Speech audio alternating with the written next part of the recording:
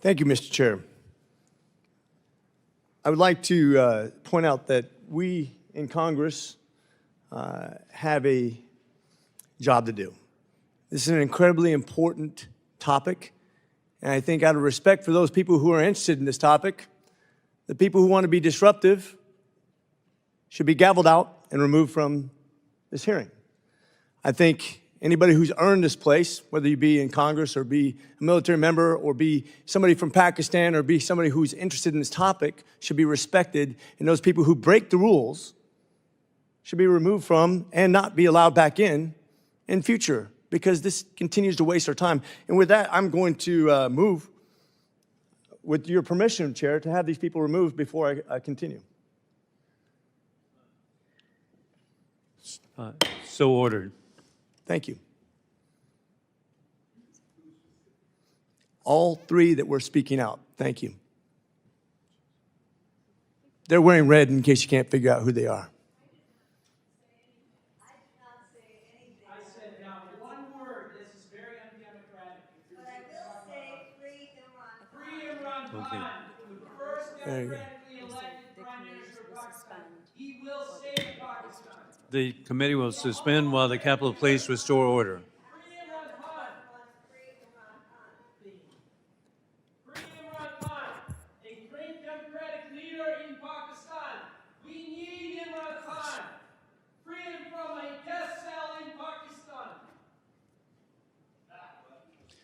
And Congressman McCormick will now continue with his full 5 minutes.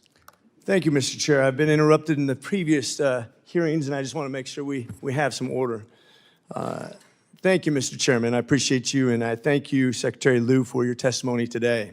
Today's topic is very important to me. Whether we like it or not, the U.S. future cannot include isolationism from the rest of the world. American leadership will be required for our country's future success and to ensure America remains first in the world. We must remain robust partnerships and alliances with nations that share our interests and values. As nations like China and Russia and violent extremist organizations threaten global stability, it is critical for U.S. interests for South Central Asia countries such as Pakistan and India to continue developing stable and transparent democracies. That's why I introduced House Resolution 901 with my esteemed colleague from Michigan, Representative Dan Kildee. The resolution affirms U.S. support for democracy and human rights in Pakistan. I'm looking forward to H-Res 901's consideration later this afternoon as the House Foreign Affairs Committee marks it up. As I am sure you're aware, Pakistan recently conducted the largest election in its history, but these were unfortunately marred by allegations of fraudulent activity and electoral violence.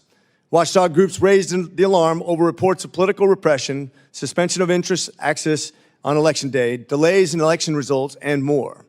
Currently, the Election Commission of Pakistan is reviewing many of the election results in individual parliamentary constituencies, and the Pakistani judicial system is investigating and adjudicating irregularities.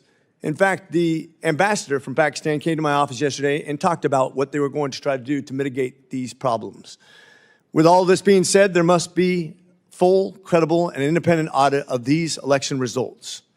Secretary Liu, do you think and the State Department have confidence in Pakistan's judicial process and its ability to adjudicate claims of wrongdoing?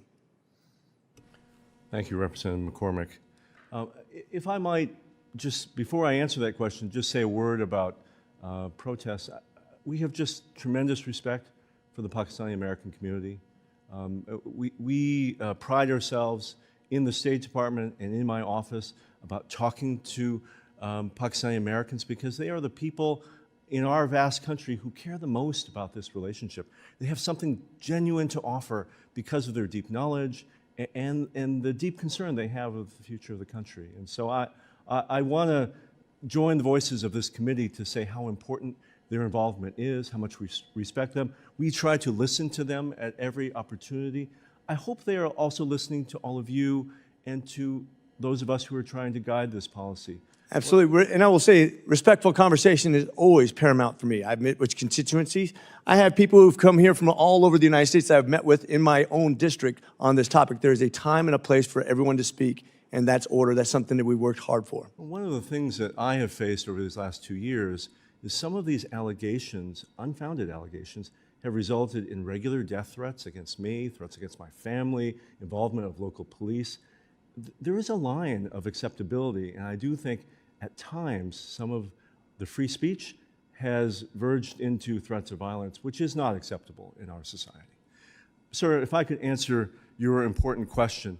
The Election Commission of Pakistan, in past elections, has rerun elections where there have been a finding of electoral abuse. We have seen that over and over. In fact, in this election, they have already ordered the rerun of elections where there has been violence. As we know, there have been candidates who have been killed in this election. There have been some terrible violence that preceded the election. We call on the Election Commission to fulfill its constitutional role in Pakistan, to be the watchdog over these elections, and to act in a nonpartisan way. We all will be watching this process very, very closely. As to whether they will do it, it's up to the Pakistani people to make sure their institutions are functional and that are upholding their constitution.